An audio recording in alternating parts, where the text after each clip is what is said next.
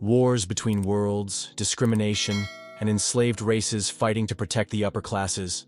It sounds like the present, but with dragons and mechas battling. Join me in watching Gross Angel, an intense series. The anime starts with Angelus and Karuga Mitsurugi riding with their sister Sylvia Ikaruga Mitsurugi, while their parents, Hurai Azuka Mizurugi, Sophia Ikaruga Mizurugi, and maid Momoka Ohinome watch. His July brother Azuka Mizurugi also mounts his horse and joins them. In the present, Angelus captains Ho High School's Laria team in a game against Floria Academy, and Angelus's teammate Okijo falls and causes them to lose the match. Okijo apologizes for getting in Angelus's way, but as captain, Angelus keeps the team's spirits high. Floria Academy team captain Misty Rosenblum comes to praise Angelus for teaching them something more beautiful and noble than victory.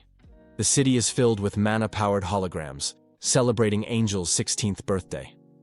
There are images of Angelus everywhere, which surprises Sylvia, and in the clothing stores, girls try on Angelus's matching clothes, while July associate Rise random lights a cigarette in the front of the car.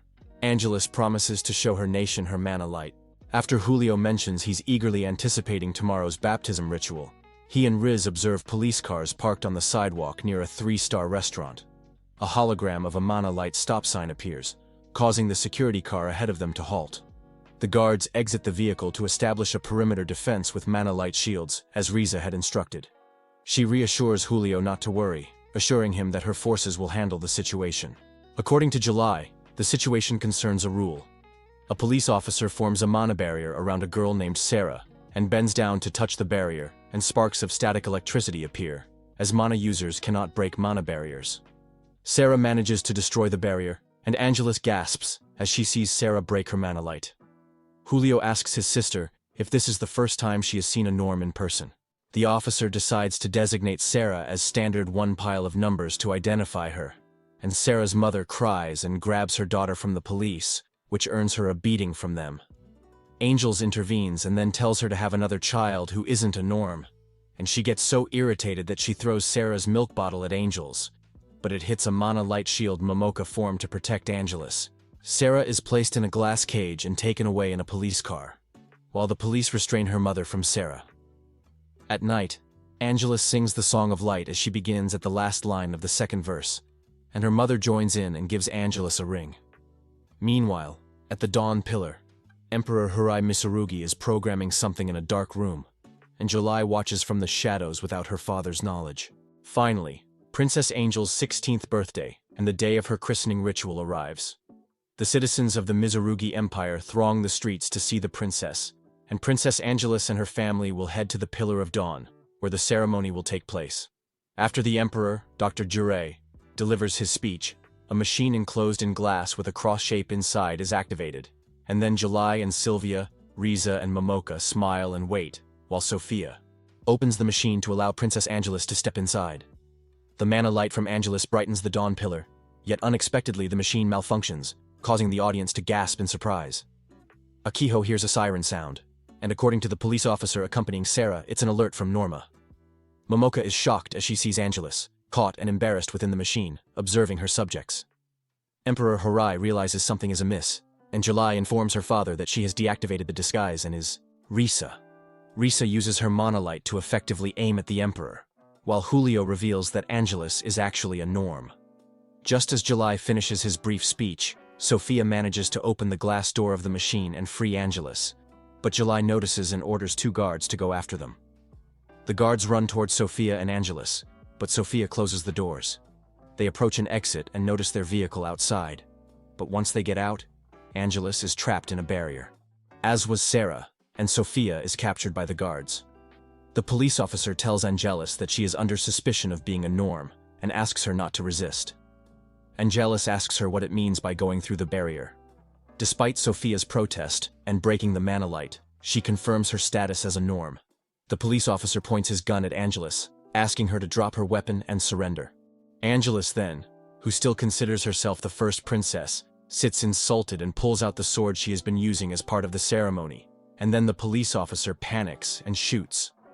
However, Sophia takes a bullet for Angelus, dying in his arms and telling him to live. The police officer formally arrests Angelus, and she is recognized here as the norm. As she is dragged away by two guards, her former subjects berate her, as well as Kiho. Julio casually asks her for a state funeral for his mother, and touches Sylvia's face, saying they will be busy rebuilding their tainted family. Urai is then arrested by the guards. He is now in charge of the Mizuruki Empire, and Angel's belongings have been thrown into the ocean, and our Prota is taken to an island. At that moment, she is informed that she will soon be enlisted in the arsenal as a soldier.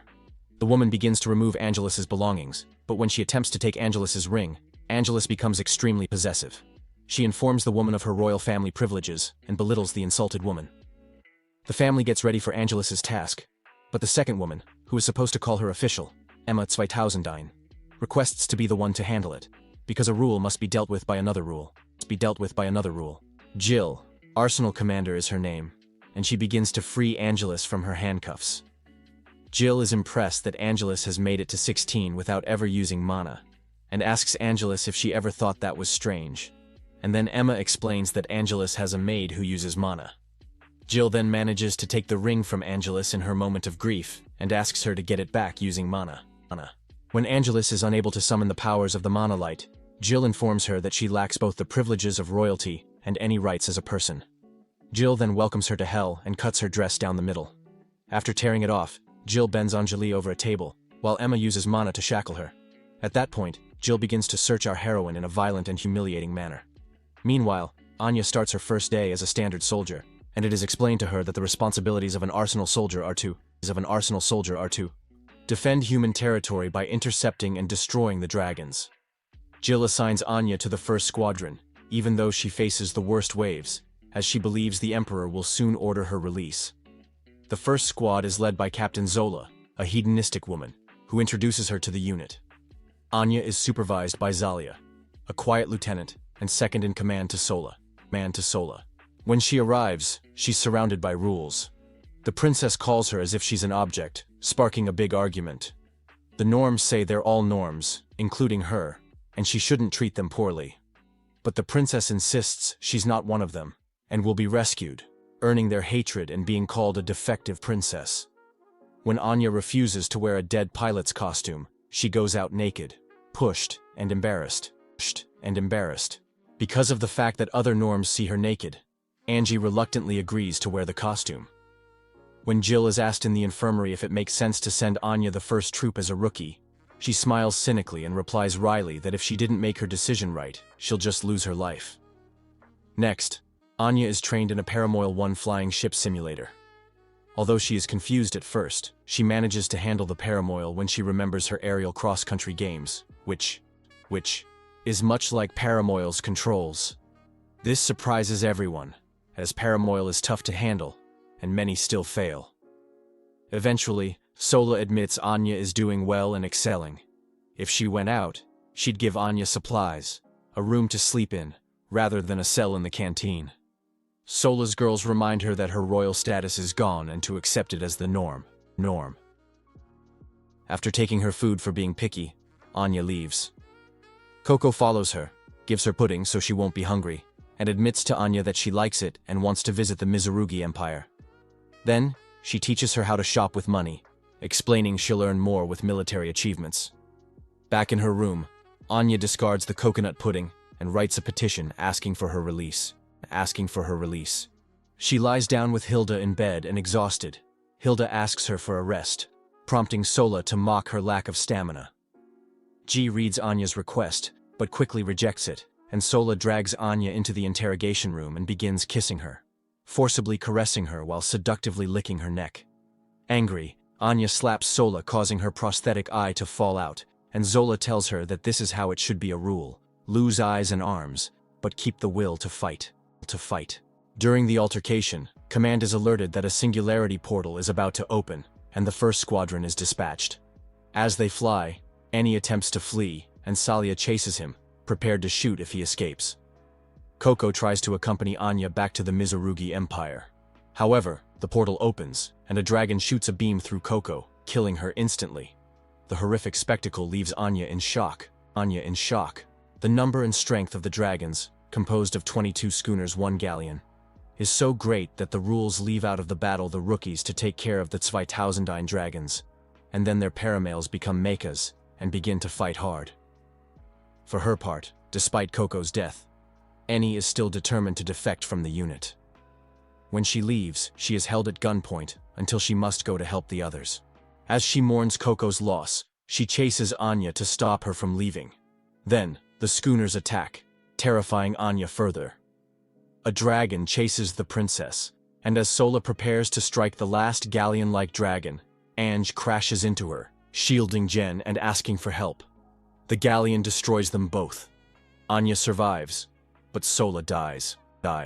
In the infirmary, Sola's unit blames the injured Anya for Solig's death, and the two rookies then call her a murderer, but the princess says she's not, because after all, it's just rules, which earns even more of their hatred. One another beating despite her already injured state. Jill assigns Saleh Agilda as captain and lieutenant respectively. Jill also informs Anya that her request to return home is denied, and that there is no more Mizurugi's empire.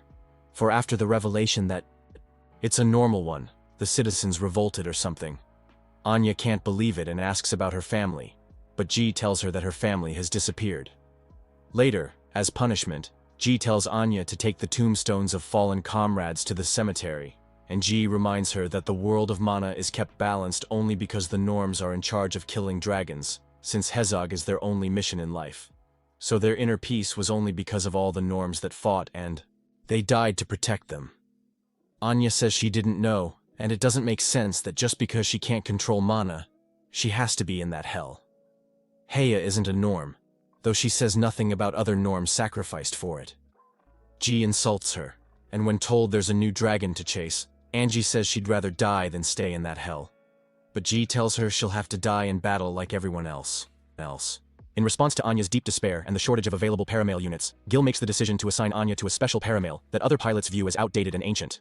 This particular unit embarks on a mission to hunt down their former adversary, which is already in a weakened state. However, before they can proceed, the dragon reveals a brand new type of attack that has never been witnessed before. This unexpected turn of events throws all the established standards into disarray, leaving them at a loss for what actions to take, especially since they lack the necessary forces to effectively respond.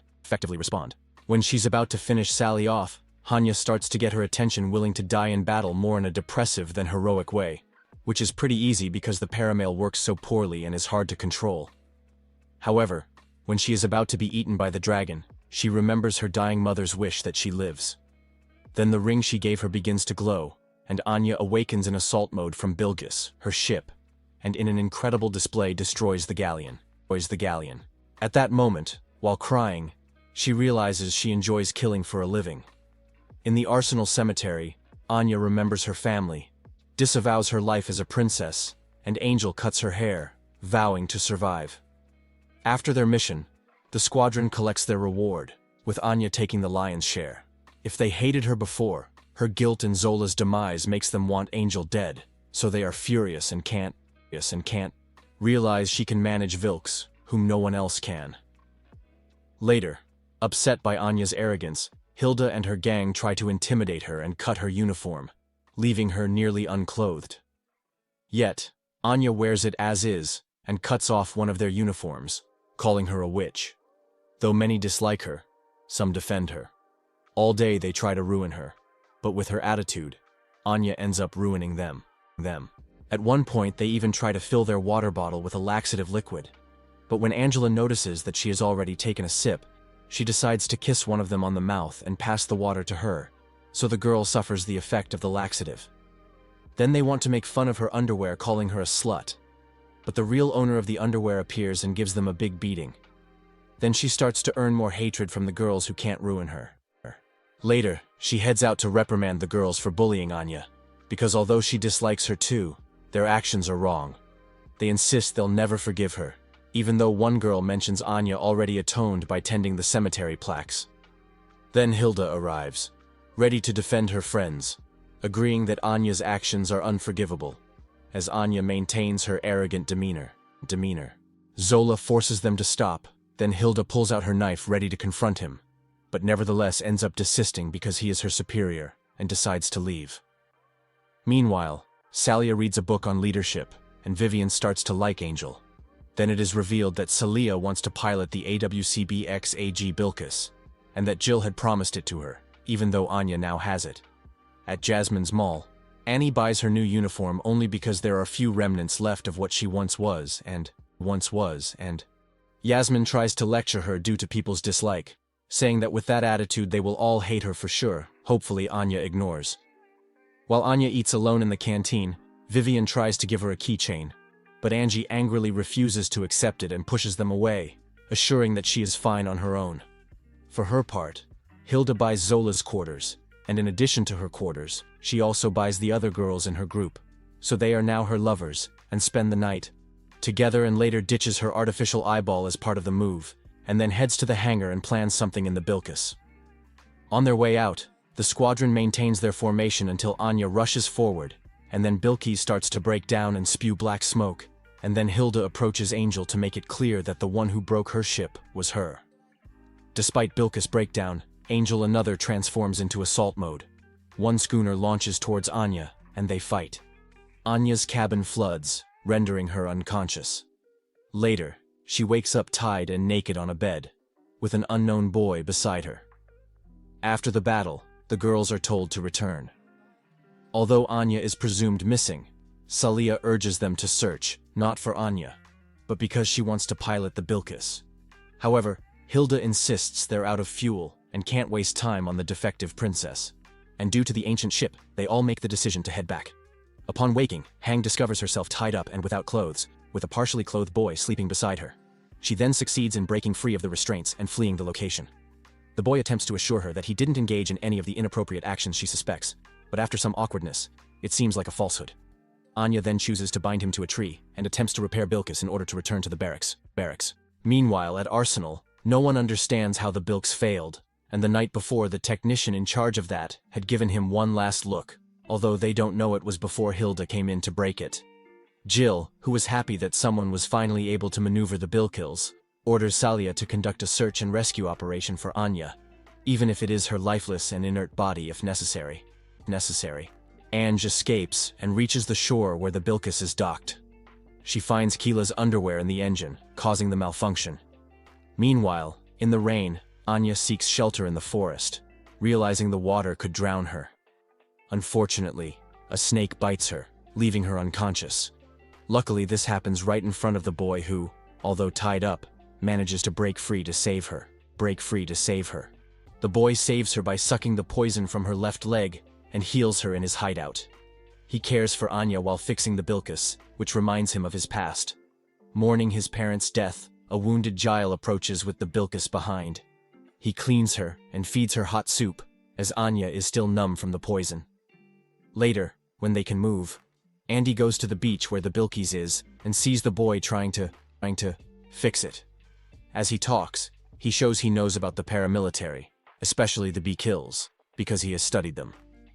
Anya is surprised by his knowledge and asks who he is. Not wanting to reveal his source, he calls himself Tusk. Tusk offers to have the radio search for her, but she insists no one will. Tusk invites her to stay on the island, and Anya agrees. Tusk and Anya spend some time together on the island, where they become great friends, and even a little more fishing together, preparing food and fixing the Bilkis. One night, while looking at the stars, Tusk takes Anya's hand and tells her she is very pretty. But when they are about to kiss, they are interrupted. Then they see a fleet carrying a dragon that makes brigs on them, and Anya asks where they are moving the frozen dragon to. But then a schooner attacks them from the sea. They both run, and Anya halts the schooner, while Tusk quickly fixes the Bilkis to check its reaction. When Anya feels desperate, the Bilkids respond to the mana in her ring. After shooting the schooner, Angela frantically stabs it to death. At dawn, the radio works, and the girls contact Anya. Anya introduces herself to Duz as the rescue team arrives. Once on the ship, Anya starts being nice to Vivian and Hersha, the only ones who always treated her well. Later, Tusk honors his fallen comrades before leaving the island in a paramail. Anya remains skilled in combat, earning praise from Vivian and Hersha, with whom she's now closer. However, this also causes jealousy and anger from Hilda's group, as they still receive higher pay after the fights. Meanwhile, Momoka sneaks onto the transport to her minister Arsenal, and the security system detects her.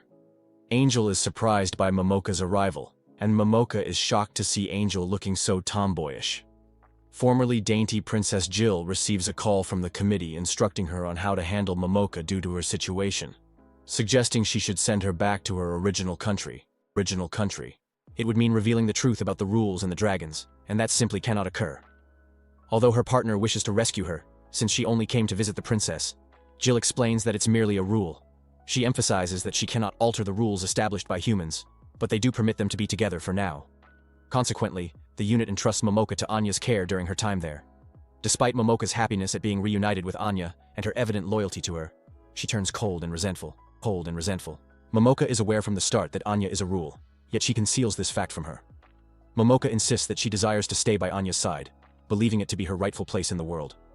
However, Anya remains silent and downplays the small tasks Momoka performs for her, as she is no longer Angeli, but Anya is now the standard. The following day in the dining hall, the cook informs Momoka that since she isn't the norm, she won't receive food and must pay for her meals. As Momoka is confused, she notices Hilda and the others somewhat mistreating Anya, so she rushes to defend her. Anya stops her with the same pretentious and regal attitude she initially had. Momoka tries to defend her, but the others remind her that Anya is also involved, which Momoka refuses to accept. During the argument, Momoka faints. Upon waking and receiving a hamburger and money from Anya, she admits it had been 3 days since her last meal. She eats nothing, and enters a gurney with a standard whose arm is off. Momoka is disgusted and asks what they're doing there. Angel seriously tells her they hunt there, and she might end up like that. Momoka decides to protect her friend. She arranges her room, looks for dresses, and prepares her favorite foods, like in the palace, to make her feel good. But one by one, Anya defends the tokens of affection, while Hila treats herself hostilely. Despite Anya's mistreatment and resentment towards Momoka, she continues to assist her with target practice. Meanwhile, Hilda and the others discuss their plan to sacrifice Momoka, since a human isn't allowed to view the classified information that occurs between the rules. They also talk about how everyone who gets close to Anya eventually ends up lifeless, which deeply upsets Anya. While bathing with Anya, Momoka reassures her of his unwavering devotion to serving her. Anya becomes worried, fearing that Momoka is in danger after learning sensitive information about Arsenal and the dragons. Anya urges Momoka to leave. Their time together is interrupted when Anya is summoned to join the offensive. The next day, Momoka is about to leave Arsenal, and at the last minute, Anya contributes money from her savings to buy Momoka. Jill accepts and cancels the transport. One more time. Momoka is happy to stay by Anya's side. Anya's tendency to fight alone causes everyone else to earn less reward money than she does, which upsets Zalia and the team. When they complain this to her, she offers them, which upsets them even more. When they ask her to just follow orders and stop fighting alone, she states in a hostile manner that she only eliminates dragons. If they don't like it, she can fine them or eliminate them, and angry, Zalia proposes to ban Angeg from using Vilgal. Only Jill refuses. In another moment, they receive a letter from Tus who states that he is in southern Gaul, looking for friends and all his rules, but he has found no clues, so he poses. Continue their reconnaissance in Mizuruki. Jill orders them to contact him soon, as they will need him. And to relieve stress, Zalia uses a Jasmine Mall fitting room to dress up as a magical girl from a novel she reads. Meanwhile, Anya buys clothes for Momoka due to Jasmine's error, and Anya enters the room Zalia is using, discovering her unusual hobby, much to Zalia's embarrassment. Inside the bathhouse, Zalia attempts to kill Anya in order to keep her hobby a secret, leading to a fight as Anya defends herself. During the conflict, Zalia accuses Anya of being selfish for not cooperating with her teammates. Anya argues that everyone wants her dead and that Zalia fails to stop the harassment. Consequently, both Zalia and Anya receive reprimands for their altercation, and Ange ends up catching a cold from staying in the bathroom for too long. Zalia meets Sao Mei as he fixes Vilcus, and during their conversation, Sao Mei deduces that Anya doesn't want anyone to die, so she tries to take on all the danger while fighting the dragons, which explains why Annie is still acting alone. Sao Mei surprised by this discovery, Zalia checks her battle log, and there have been no casualties from her team since Anya piloted the Biggie. Due to Anya's illness, the team joins the offensive without her, and face a giant dragon. Impatient to exterminate the dragon and get the reward money, Hilda urges Rosalind and Grizz to approach it despite Zalia's warnings. As a result, they are all immobilized on the ground by his gravitational field, unable to move or attack. When the situation seems hopeless, Anya pilots Velkils to the scene. Velkils to the scene. Though she usually prefers to act alone, she steps out to the nag, shouting for her to follow orders. Following Salya's directions, Anya destroys the dragon's left horn, neutralizing its gravitational field. Once free, the team defeats the dragon. Back at base, they celebrate their victory, receive the reward, and Salya resolves their internal conflicts, stating they survived and won because of Anya. Reconcile with each other, although Hilda remains hostile towards Anya, before having fun together in the bathhouse. The next day, Momoka receives an emergency message from Sylvia Mizurugi, asking if she is found. However, before she can say more, Sylvia is heard screaming as she is taken away, and the transmission is cut off. The team plans a new formation to face the dragons, so training is too important for everything to go smoothly when it's time for battle. The girls are feeling nervous, yet determined. However, Anya is unable to stop thinking about the message from Sylvia that she received the previous night. Anya misses the order to take off, and after a few moments, Zhao Mei decides to make her take off by using the emergency takeoff system. Meanwhile, Hilda is also distracted, but the reason is unknown to everyone. During training, Anya spots a fleet of ships, and they mention it's for the festa, but Anya is puzzled and doesn't grasp what it means. Then they explain to her that the festa is actually a day off that humans provide to the standards. This is because of all the hard work they have to do constantly. It allows them to relax before they face the dragons. So, the girls find themselves surrounded by the beach, wearing bikinis, with various rides and numerous food stalls. They are truly enjoying the moment. Meanwhile, in one of the offices, Misty Rosenblum has a private conversation with Emma. The woman congratulates her for successfully passing her baptism day and becoming an official part of the royal family. Misty asks if the former princess of the Angelus Empire is present. The woman denies it, so Misty orders her to find her because she must see her. At the festival, Anya worries about Sylvia. Momoka tries to calm her, then gets a message, but it's not from Sylvia. Anya walks away and soon tells her Misty is there as a fleet representative and wants to see her. Anya thinks it's to make fun of her and decides she won't, and then puts on the costume of the bear that delivered balloons to hide and asks Momoka to stay away because she will be spotted from afar. Then Hilda suspiciously watches Anya's movements. However, the costume is too hot, and Anya has to hide to take her head out of the costume so she can breathe. And alone, she can't help but remember moments with Sylvia like the horseback riding. As Emma tries to provoke Misty, Momoka stays alone to avoid disturbing Anya. Hilda seizes the chance to ambush Momoka, threatening her with a gun. Meanwhile, Ange visits Misty, who is concerned because she admires Ange and can't believe she's been falsely accused of rule-breaking. Anya, however, bluntly confirms the rule, and then, holding a knife, asks Misty for help to escape.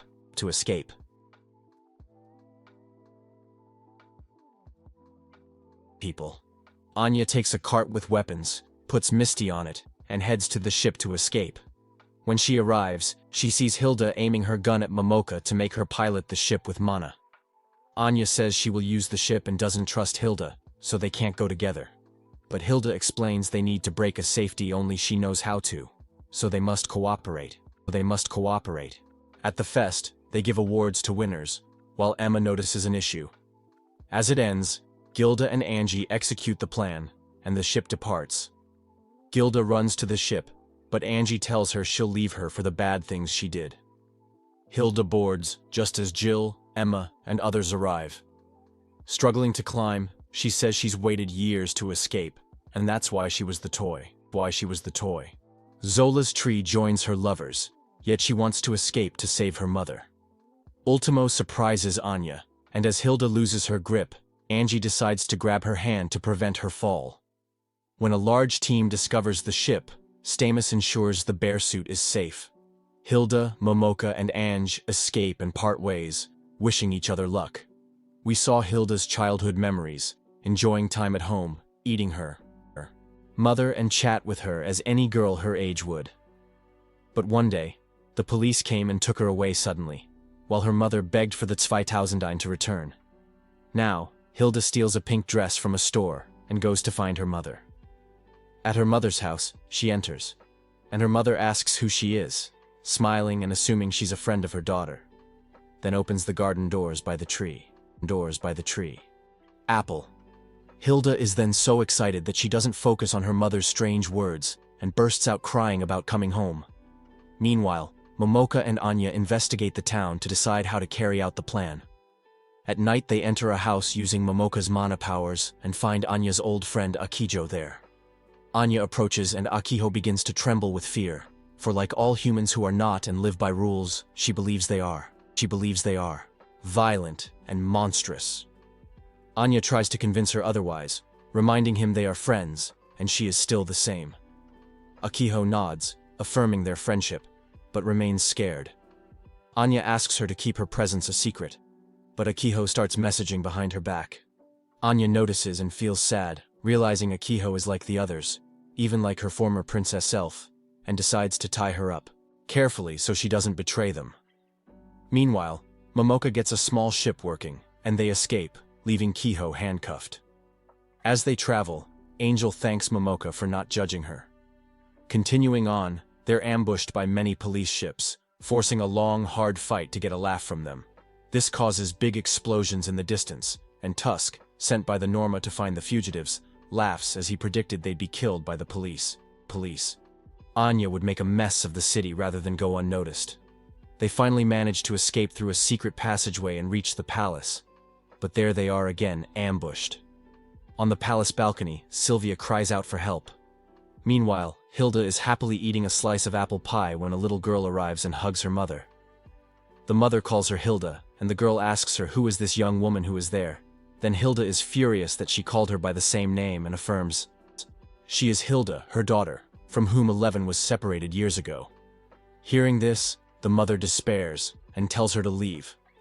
When the sister realizes it's a rule, she faints in horror. The mother again asks her to leave, having recovered from the day's shock, then says she should never have been born and throws an apple pie at her. Hilda falls to her knees, heartbroken by what she witnessed, feeling deeply at the palace. Then Annie faces hundreds of guards attacking her. Sylvia approaches in a modern wheelchair. Hang is relieved, thinking they can finally embrace. But Sylvia stabs her arm with a dagger, saying she's not her sister, but a monster. If she hadn't been born, the family would be happy, her mother alive, and she could walk. Completely dejected, Anya collapses to the ground, unwilling to go on. July commands Yusan to capture her, laughing as she claims Anya's trial is near. As Hilda leaves her mother's house in despair, a police car stops in front of her, and officers start beating her on the ground. Anya's hands are bound in the town square, while Sylvia, filled with rage and violence in her small frame, lashes her sister harshly, blaming her for something different with each strike. The rest of the people watching the scene say that Sylvia is right, and that the monster must be put down. Julio enjoys the situation, and then tells them that it was he who revealed Anze's true identity on the day of the baptisms, to finally rid the royal family of the plague of having a rule among them. Although he expected her to be lifeless, he is surprised that Anya survived so much, so he sent Momoka. Even though the maid believed she was sent to help Anya, she was only a nexus so she could find her location, set her up with Sylvia's cries for help, and make the rage all the way to the palace in front of the whole town. Julius claims that the emperor lost her life trying to defend a rule, and the emperor was executed for betraying his people.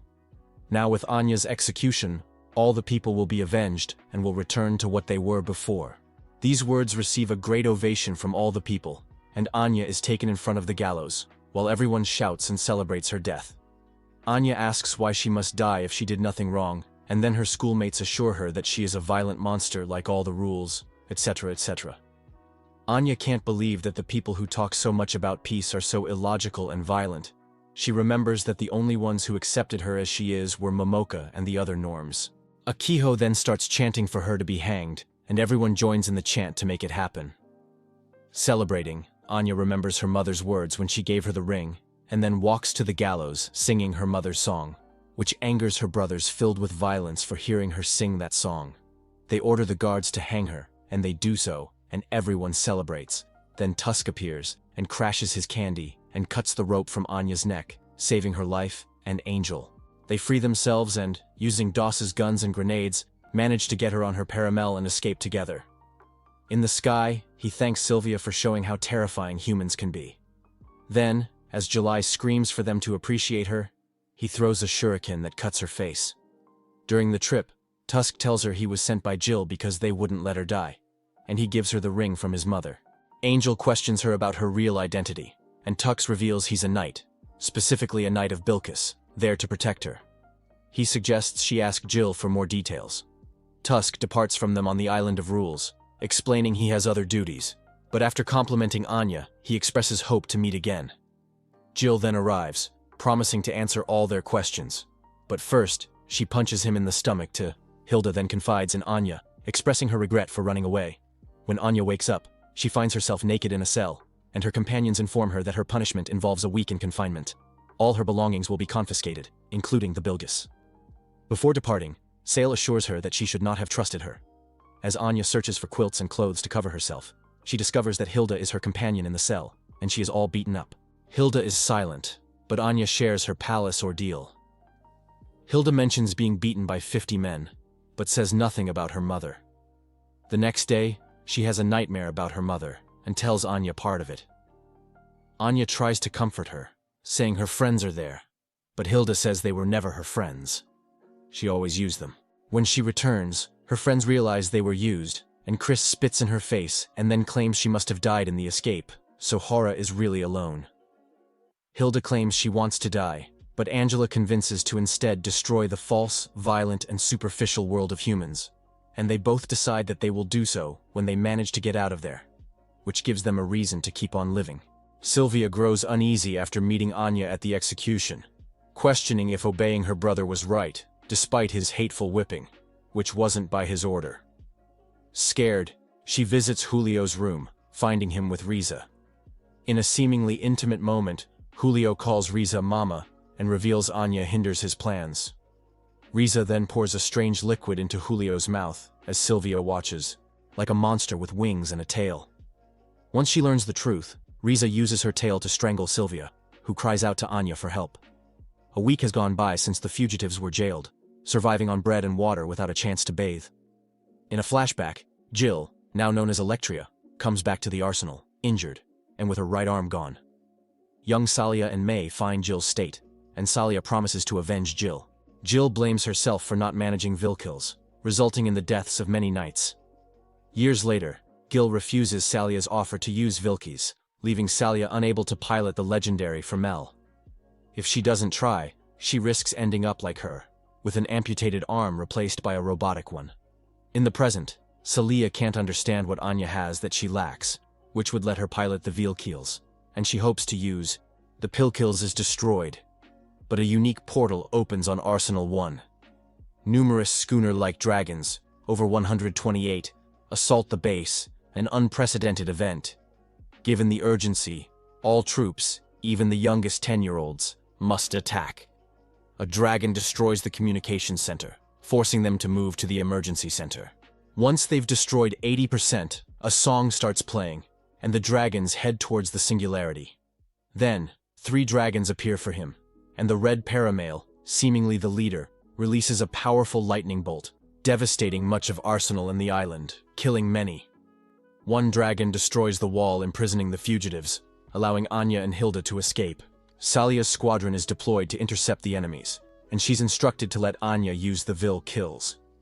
Anya feels insulted by this, as she's never chosen, so she disregards Jill's warning and uses the Vilkils anyway. However, the Vilkils' power is quite weak, and Salia starts taking hits that could have been avoided. Then, the red paramale strikes her hard, and Salia realizes there's no turning back now because she is on the moment of fall. Hilda carries Anya in her paramel, who jumps on Vilgils, controlling it with great power, surprising Sila. Angela takes and throws herself to Hilda to carry her in her paramale. Angie commands the Bill Hills and fights the mysterious paramale. Suddenly, the mysterious paramale stops and the pilot starts singing. Anya responds by chanting as well, and her ring starts to glow brightly. This causes the Bilkis to react as their attacks meet and collide in midair. Anya confronts the pilot and seems to see their long history and relationship over many years together. They both reveal their faces, and Anya asks who he truly is. However, the pilot quickly departs, telling Anya that the truth lies within the aura. The mysterious paramilitary forces, along with the dragons, retreat, and she leaves only to discover that Anya is, in fact, the real pilot of the Bilkis. After the invasion, Jill assesses the state of Arsenal while thinking that the last key was a song. She then comments to Jill that they now have a worse problem. They lost the plant. Jill, concerned, then asks how much time they have left. The world leaders, including July, hold a meeting to discuss the dragon attack, Arsenal, and the new reloaded Vilkills, but end up arguing amongst themselves. Enveo, one of the leaders, proposes that they destroy the current world to create a new one. To do this, they need to get all the Ragna males and the Mail Rider. They all agree to it, and Tuske has put a bug in July's office. Listen to everything they are planning. Meanwhile at Arsenal, Hilda takes over as captain since Salia has been arrested for disobeying orders. Jill and Anya talk about the history of the world. In a world filled with constant wars, there was a group, or rather, a god, as she referred to him, who was quite similar to Embryo, I must say. This god created a new form of humanity through scientific experiments, allowing them to use mana to move objects with their minds. However, over time, babies began to be born without mana, a mutation that started to worry the people. This god saw an opportunity in this and chose to define those without mana as monstrous, violent, and so on, using it to his advantage. For mankind to unite in their fight against them, plus being held at bay, the rules generated a sense of peace and stability, a plan to keep the peace. But the ancient humans of that mankind, those who could not use Manano, would allow it and constantly clashed using weapons to regain the place that God had taken away from them. One day they defeated a large number and captured in the Ragna Male a mechanical angel of destruction and creation that would be. The prototype of the Paramale was known as the Pilkis. With this, the ancients gained the power to fight on par with God, yet they lacked the ability to control it. Consequently, they formed an alliance with the Standard destined to engage in battles against dragons. Then came Electra, also known as Jill, the very first Norm born into the royal family. She, with her royal blood, possessed the unique ability to pilot the Vilgils. Eventually, they all joined forces to obliterate the harsh and oppressive world in which they found themselves trapped and subjugated. When Jill failed, everyone thought they could never win again. That was until Anya appeared, the last missing piece, who would play a crucial role in aiding the rebellion with her song. As Anya starts to realize that Jill isn't responding to her question about the dragons, and she's about to inquire further, suddenly, a dragon survivor is found at the base. It is revealed that this dragon is Vivian. She attempts Angie's song, which Anya recognizes. Anya starts to believe and joins in singing with Vivian, who was on dragon form. Vivian shifts back to human, and Anya learns that dragons are transformed humans. Anya is heartbroken to see dragons being burned, and promises to stop killing them or piloting Vilkils. But then, a fleet with July on the flagship arrives at Arsenal. As July's fleet nears Arsenal, Jill instructs everyone to disregard the message and ready for defense. While she initiates Operation Libertas, the naval fleet goes Arsenal arming its defenses, prompting July to order an attack on Arsenal. Jill also orders Salia to guard Anya and May to take Vilkils underground, where she and her crew descend into a submarine built under Arsenal. July's troops make their way inside Arsenal and begin killing people. Meanwhile, Anya becomes stubborn and defiant with Salia when she and Momoka manage to escape and head off. The cafeteria. However, Julio's troops assault Momoka, but Anya diverts their fire to protect her and questions one of the soldiers. Anya chooses to confront Julio using the Vilkils, activating its powers, turning it red, and attacking the soldiers and their weapons with mana as she advances towards Julio, despite Salia's protests. Anya tells Salia she started liking Arsenal, so she'll protect him and incapacitate Salia when enemy units attack. Angie sees a light barrier shielding the Pilkils. She confronts July, ready to finish him, but Embryo intervenes with Durangna Male Black Angel to stop Anya. Embryo taunts Anya, then sings to unleash a powerful attack, killing Julio and destroying his naval fleet, while Ange survives the Embryo attacks, targeting Tusk and Vivian. He chants again, and Anya saves Tusk by turning him back into Vilkils, giving him an edge. The Black Angel fires at the Vilkils, but vanishes with Tusk and Vivian. At Gen Arsenal, Jill's sub becomes operational, and they depart. Hang wakes up in a desolate place and finds Tusk and Vivian, who have once more become in Dragon. They assume that the place is in a different dimension, far from Arsenal, and then Tusk explains that the Vilklis has the potential to jump between different dimensions. Anya then takes a reconnaissance trip between dimensions and is stunned to see Konomi Hashara in the Mizurugi Empire. However, her eyes are fixed on the deserted house that has been completely destroyed. They follow the automatic robot guide and eventually come across a building resembling a shelter. Upon entering the third shelter in the capital, they are greeted by a management computer named Himawari. This computer reveals that more than 500 years ago, The Seventh World War occurred between the Unification Economy Association and the Anti-Continent Alliance Organization. In response to this unusual situation, Hel Ragnamail was deployed, which ultimately ended the warlike conflict, bringing the Hazila War to a conclusion. Earth's reaction furnaces exploded due to Ragnamail, who possesses the abrupt dimension resonance weapon, and Earth became a place where it is almost impossible to survive. Finally, he informs Anya and Tusk that they are currently the only two people alive on the planet, and Anya is unable to accept the situation they are in and takes it out on the others, but wonders what has happened to Arsenal's companions.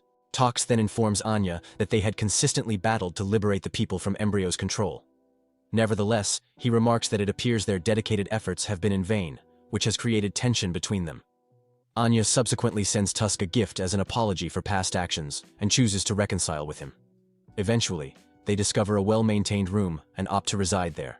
In this room, Tusk reveals that Envio, the supreme leader who united the world, has been secretly manipulating humanity and is Nishimotami's archenemy. Anya and Tusk enjoy peaceful moments together, strengthening their bond. Tusk says Anya helped him realize his mission again. Suddenly, a mysterious woman on a dragon bursts in, telling them they're in a different land from where they used to live, the Itsuwari no Tami Anja.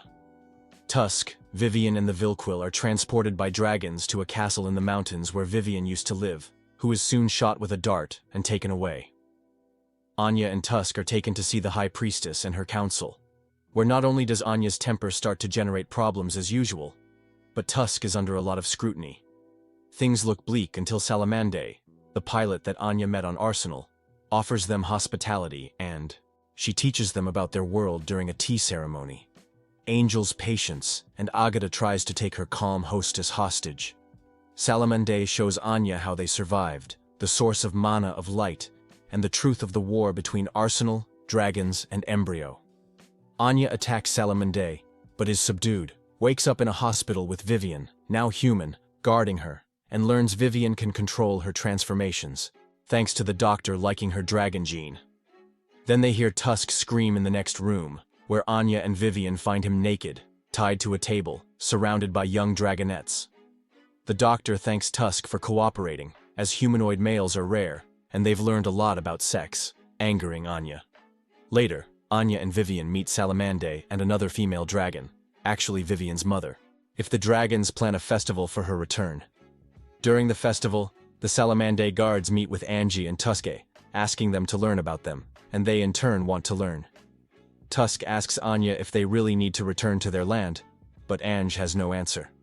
Risa informs Omiko that the aura reaction is Savoie in the Mizurugi Empire, and Omiko says it's time to retrieve the Almighty Mother aura, and instructs Risa to go as planned, in synchronization with the opening of the singular point. He then reminds her that this is the war that will determine the fate of the planet, and Anya wakes up in a room and frees Tusk, who had been tied up, while they are visited by Salamanda and two others in the meantime. But Vivian is having breakfast while talking to her mother, and soon after Anya's group joins them. Anya suspects that the food may be poisoned, as well as the authenticity of mine being Vivian's mother. They then go to a stadium on Salamande's suggestion. Angie is amazed it's still in great condition. Her companion says it's thanks to the Mandai that a building over 500 years old was restored. Later, Salamande challenges Anya to a competition. If she wins, Anya must help fight Embryo. But if she loses, she'll be released. They then compete in tennis, baseball, golf, and various other sports, and through these activities, they manage to form a friendship. Salamandina expresses to Anya her happiness that Anya can stand up to her. She displays a euphoric expression, something no one else has ever witnessed her do before. Sala tells Anya that leaders must protect their citizens. Meanwhile, Anya shares a negative opinion that contrasts with Sala's beliefs, creating a tense atmosphere between them. Meanwhile, Vivian, excited to reunite with her family, returns to her parents' home with her mom for the first time in years, enjoying a peaceful time together. However, Supa is abruptly interrupted by the emergence of an unstable singular point. Confronted with this anomaly, Sala takes action to aid the town, while Anya pilots the unfinished Bill Kills to assist Vivian. When the incident takes place in front of Tusk, Tusk realizes that she presents the same shipping traits she had witnessed earlier when her parents were killed, although she is confused. At Angie's suggestion she embraces the idea of nullifying the effects of her weapon, the space-time convergence gun, which is activated by singing a song called the Song of the Stars with Vilkil's dimensional gun to close the singular point. As the event unfolds, Sala comes to the realization that she must take on the role of a leader. She opens up to Anya, expressing that they need to deepen their trust in one another. Sala is determined that they should support each other as good friends. They both acknowledge their friendship, and Angel affectionately gives Sala the nickname Zalako, since she struggles to pronounce Usand, her full name. At the hot springs, Sala confides in Anya, revealing that he has uncovered aura deep within the Mizurugi Empire, and they must depart with everything. The power to the Mizurugaya Empire through a singular point to retrieve it. Then, Tusk suggests cooperating with Dragon in battle wouldn't hurt.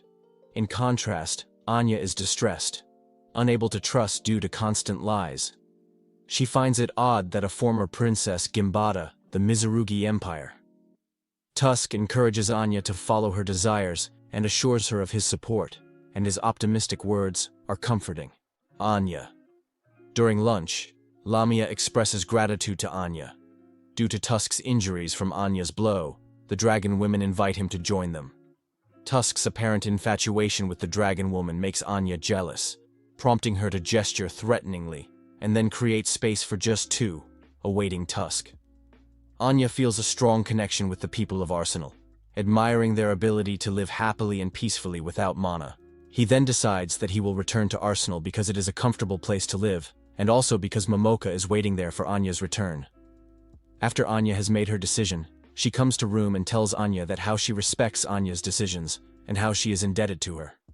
When the time comes for them to defeat Anbrio, she would like to continue the games she had been playing with Anya from where she had left off. Lamia rejoices in her daughter Vivian's growth, and tells Vivian that she should cherish the friends she met during her growing up process. And Vivian decides to return to the place where her friends are, and promises Lamia that she will return with her before the war takes place. The doctor tells Tusk that he wants to know more about her body, but Angie butts in. Omiko says it's time to inform Embryo of the threat posed by Aura's descendants, and then, triggered by her words, they begin their attack. Ange, Tusk, and Vivian make their way to the singularity point and set off toward the world they once lived in. As they journey, Tusk and Anya share their dreams, like opening a coffee shop together, hoping for a peaceful future world.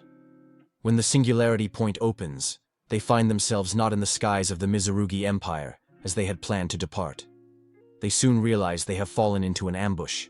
Risa is trapped in a torture chamber in the Mizurugi Empire, where Embryo extracts the army's strategy secrets from her, preventing an attack by the room forces. Meanwhile, Sala's battlefront pulls back, leaving her unsure of what to do, ultimately deciding to retreat. Following Anya and Tusk's advice, Anya chooses to fight to give Sala time to reach the singularity point, allowing Sala to return to the other Earth. During the battle, when Anya is under attack, she defends herself against a group of people. Eventually, she realizes that those attacking her are actually her former mates from the arsenal. She heads out to meet Hersha and Chris. They are under the control of Embryo and try to capture Anya. However, they fail because of the interference from Tusk and Vivian, who have inherited abilities. In the end, the Vilkils enable Anya to teleport to Arsenal, helping her avoid capture. Initially, Arsenal seems empty, but then someone unexpectedly appears. Finally, Anya and Momoka reunite with their group. Anya shares her experiences and suggests allying with Dragon, explaining that Dragon's goal is to retrieve Aura.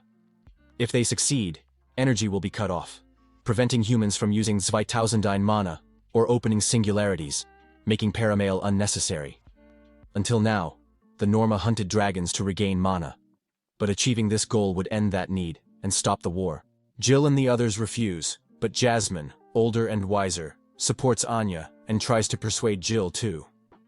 Jill tells her she'll consider it, just to follow orders, since she disagrees. Later, Hilda grows jealous that Anya returned with a boy, and mentions to her that she went out, and the other girls joined the enemy and began attacking them, though they don't know how it happened.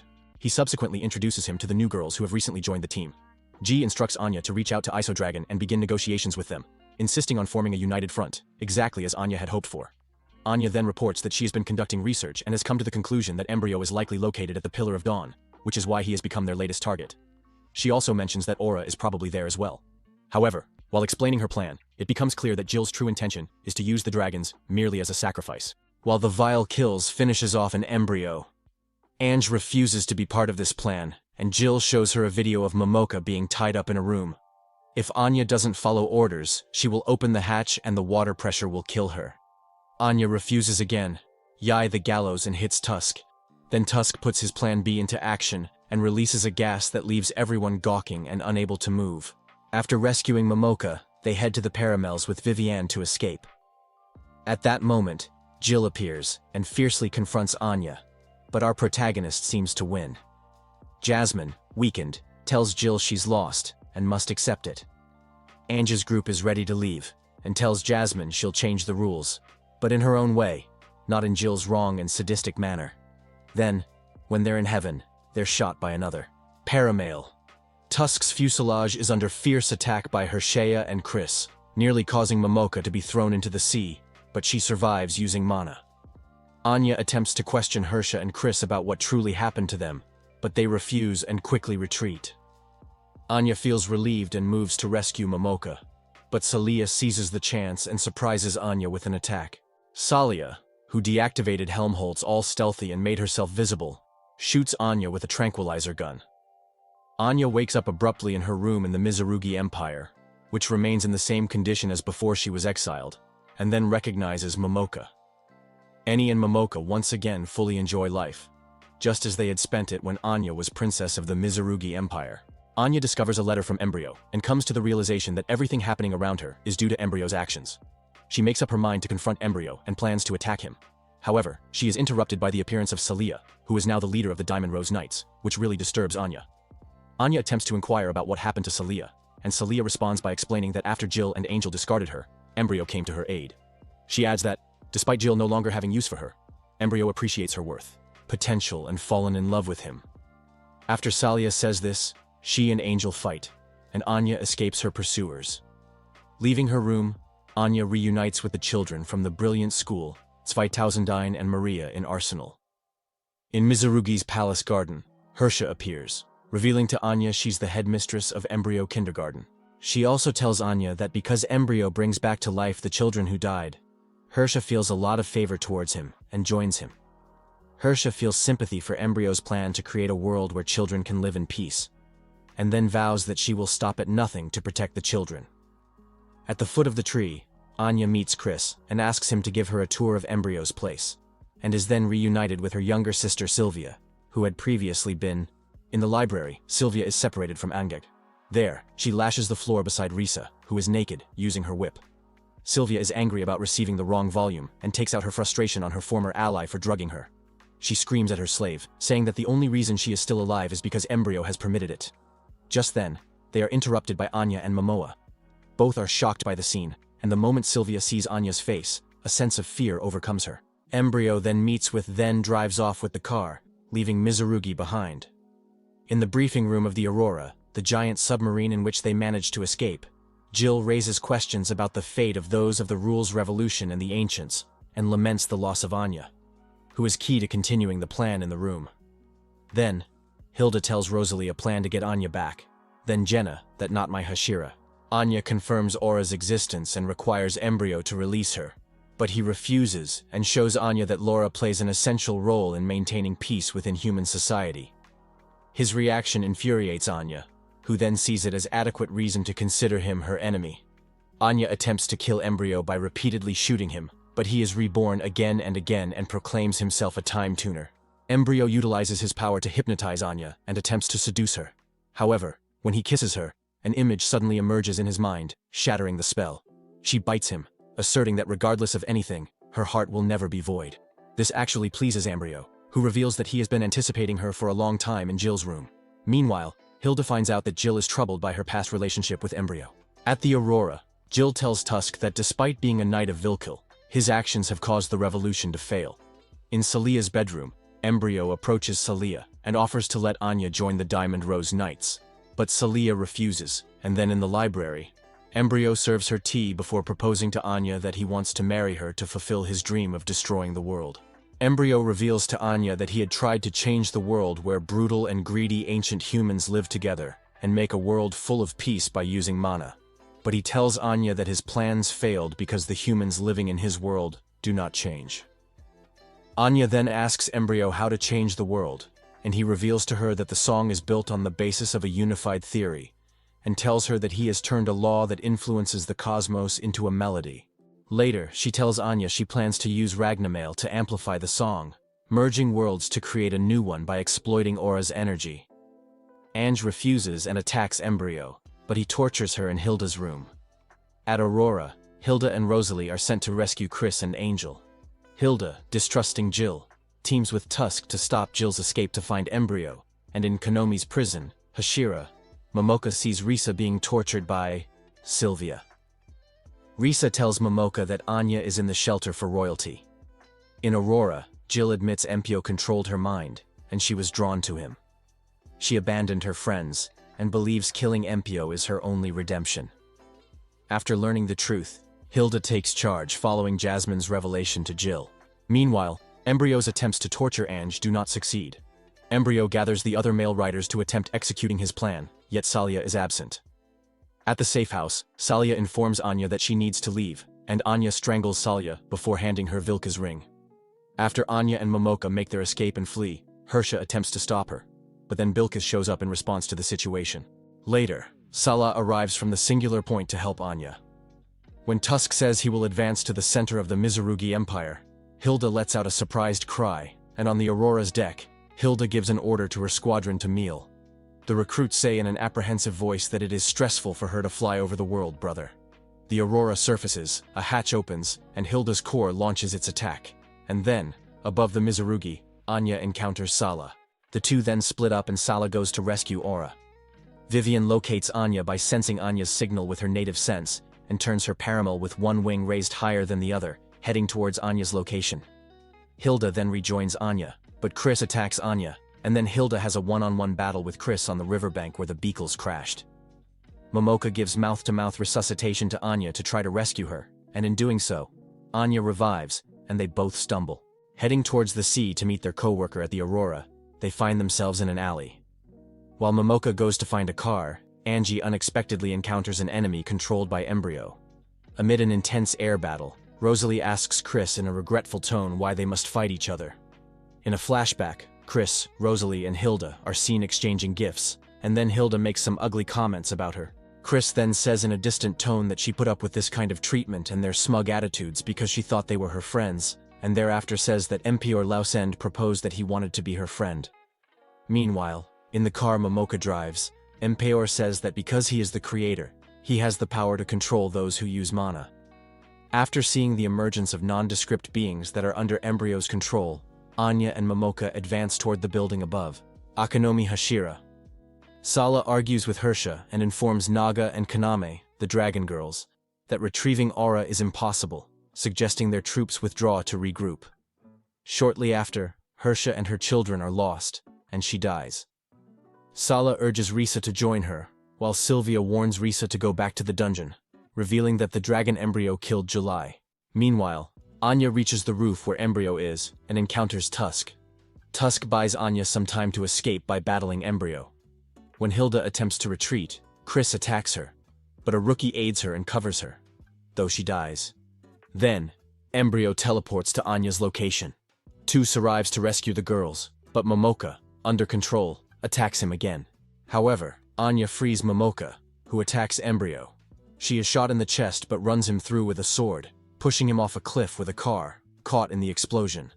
Tusk takes Anya to his machine, kisses her, and says he'll always be by her side. Tusk attacks Angie 2009. Embryo activates a dead man's vest, destroying the area. Embryo begins the creation of a new world, causing Mana's world and the real Earth to collapse in the process.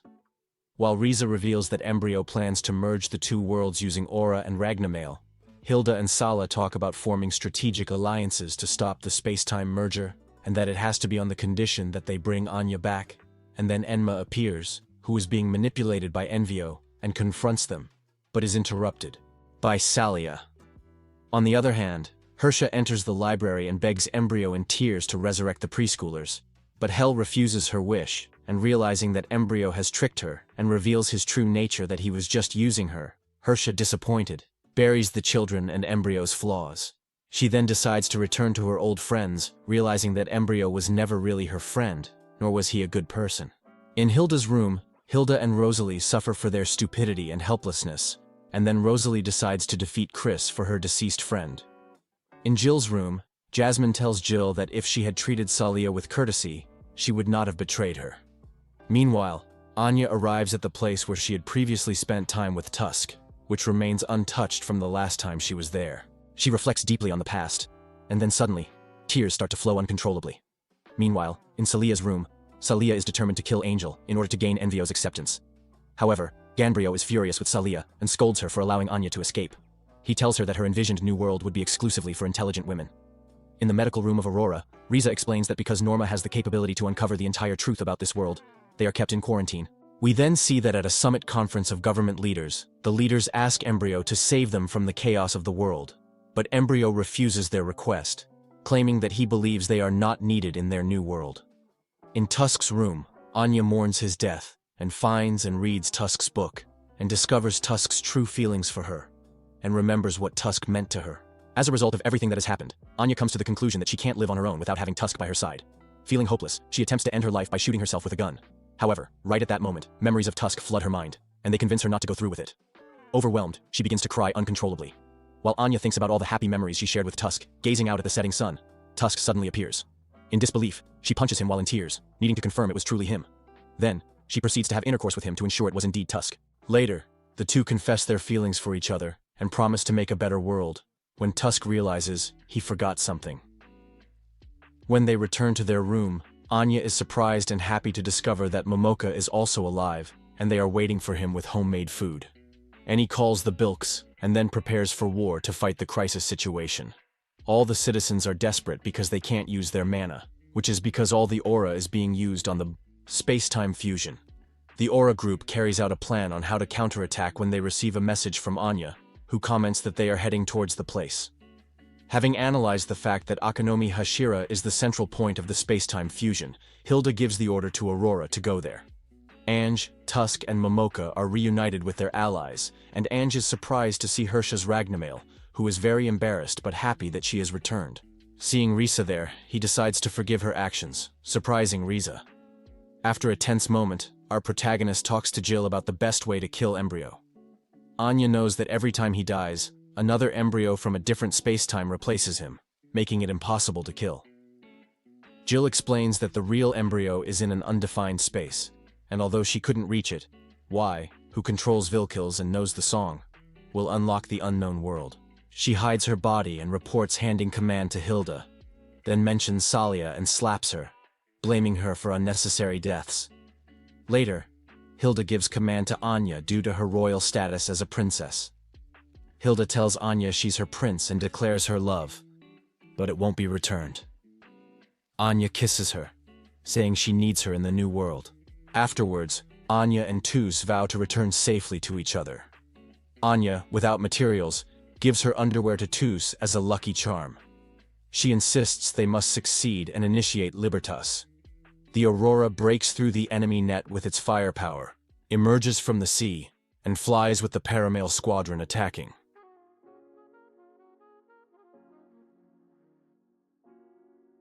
However, the Paramail under Embryo's control blocks Anya. Embryo attempts the dimensional cannon, but Angel halts him. Hilda and Rosalie face Chris, while Ala and Ange move to Aura's prison, only to be stopped by Salia, who desires Junmundo. Without Ange, Aurora destroys Konomi Hashira, opening a path to Aura. Dos acts as a decoy, battling Embryo, allowing Angel to move towards Aura. But then she engage in battle against Zalia. Due to the enemy's assaults that strike the Aurora, the vessel incurs internal damage. One of the girls nearly gets hurt, but Jill steps in to save her and initiates an attack to achieve the Libertas mission. Meanwhile, Anya unexpectedly encounters Sylvia following an attack on Salia and declines her younger sister's assistance. When Anya discloses that Salvia hasn't tried to walk since her injuries mended, she compels her to escape by herself without relying on a chair, with wheels. The battle between Salja and Anya is about to restart when Jill arrives and challenges Salia. As they fight, Jill reveals what Embryo did to her, but Salia won't listen. On the Aurora, the evils keep defending as Sala goes to free Aura. Chris continues fighting Rosalie and Hilda, accusing them of causing her friend's death. Meanwhile, Jill attempts to make Salia back off, while Tusk and Embryo keep battling. Embryo tries to unsettle Tusk by telling him that he will tame Anya, and that Tusk will never see his wild side. However, Tusk, who comes to him and tells him that the two made love, and that he knows how many moles are on her inner thigh, and that she fully accepted him. Sala gets to Aura, but can't free with his rifle as a new group of drones attack, and Aurora's shield is knocked down, and they collide, and the evils are in trouble until Hersha swoops in to join the fight. In Laura's chamber, Sala sings while others listen. Embryo, worried about the song, goes to Jorah, knowing she won't be chosen, then hits Jill. They open new portals as evils prepare for a final fight. When convergence hits 90%, Hersha uses the drones, ready to die and atone for her past. Then dragons arrive to save her and join Anya's crew, rising up and rejoining the fight. Instead of defending each other, Embryo sacrifices his pawns to stop the dragons, showing his true nature by using them as bait. Jill saves Salia from a dragon and chases Embryo, who is after Angel. Meanwhile, Chris angrily tells Rosalie she was left to die, then feels abandoned again, falling into madness. But Hilda restrains her and opens her cabin. After Rosalie enters and leaves her mail, she pulls Chris from his machine, and they nearly fall to their deaths. Rosalie kisses Chris, pleading for him to return to her, when Hilda catches them. Then Envio gets ready to leave, and Gil, the Zweitausendine, appears, asking to join him. When Hel refuses, she shoots him with a cryogenic bullet, freezing him. But his machine frees him, and Jill is fatally injured. When the merger is at 97%, Embryo appears in Anya's mail, and she shoots him. But Embryo disappears, then reappears in front of her and touching her shoulder. Anya disappears, dropping her ring. Jill and Salia return to Aurora, and as Salia is asked for a stretcher to carry her, but then Jill says it's too late, and they ask for a cigarette. Jill talks about how Salia was like her sister, and that's why she never wanted to involve her in all that. When she starts talking about her past actions to Salia, she leaves her sentence unfinished and loses her life. Everyone surrounds her, depressed by the loss, but quickly they must leave the sadness because the fusion reaches the 90% and the turbulences begin. However, seconds later, they stop. Aura then communicates with the group, telling them where Embryo is, at the end of an uncalibrated space in an imaginary sea of time, and also informs them that Vil Kills is the only way to communicate with him. Meanwhile, Anya wakes up in the original arsenal, surrounded by tombs, unlike the one she knows. Anya tries to escape, but Embryo finds her because it's not the arsenal she knows. Embryo tells Anya about her past and why arsenals teleported back to where it began. The island was once the top elemental particle research facility, and Embryo discovered many things, including multi-dimensions. The expedition into the New World marked a new era of discovery. The Ragna Mail, the manned waves, were intended to open gateways to new worlds. However, a system error caused the island to become trapped in the fissures of space and time. Time stood still there, becoming the safest place in the world. From this point, the Ragnarok Mail influenced the world, ending wars, preparing a new world, and recreating humanity. Sadly, the Advanced Technology Society using mana failed until he met Anya, a strong, smart woman worthy of Embryo. He proposes creating the next 1,000 years together. Anya runs, trying to summon Filcus to escape, but fails without his ring. Embryo seizes this chance to remove Anya and Zweitausendine's clothes, tainted by Tus when they were together, and in the Aurora, they realize the only way forward, where Anya is, and Embryo is using the Bilkis that can move in space-time. Hilda then suggests Tus to go to Vilkel's, as he is the one who is most connected to Anya, and Tusk begs Bilkis intensely to turn on, but fails to do so. Suddenly, just as Anya starts singing on the other plane, Bilks replies to Tusk that it starts to work. Then they all give their last words before Sally and Hilda go to look for Anya, and they disappear, moving through different space-time. While on their journey to Embryo's location, Sala starts to sing. Anya appears to hear her song and responds by singing back, confirming Anya's presence. As Embryo tries to assault Anya, Tusk, Sal, Sala, and Hilda arrive just in time to rescue her. Tusk reaches out to her with open arms. Tusk then comforts Anya and gives her back the lucky charm. Then Tusk leaves to have the final fight with Embryo, while the others deal with Embryo's machine, and later Bilks changes to another one once again and dresses Anya in her outfit. Embryo summons 3 more Ragna evils to even the odds, An intense battle then ensues where Anya makes it clear that the rules were born to reject the violent and horrible world Embryo created, demonstrating her great will and power over Bilkis. Hange then manages to destroy the male ranch to Embryo's bewilderment. Seeing this, Tusk takes advantage of his distraction to cut Embryo in two, finally avenging his friends and family. And after so much, the battle is over. Tusk and Anya embrace with relief that they have survived and ended the war, and then Sala tells them that the arsenal they